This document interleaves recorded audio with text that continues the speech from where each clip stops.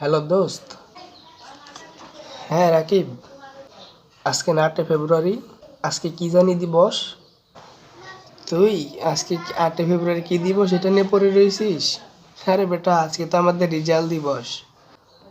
ও আচ্ছা আচ্ছা, আজকে তো আমাদের রেজাল্ট দিবস, আমি ভুলেই গেছিলাম।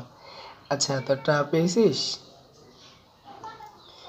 ও আচ্ছা আচ্ছা, আমি দেখি আমি কি রেজাল্ট পাইলাম। আচ্ছা ঠিক আছে, জানাবো, চিন্তা করিস না, জানাবো আমি। আচ্ছা ঠিক আছে। আজকে রেজাল্ট দিবস। A few inches later.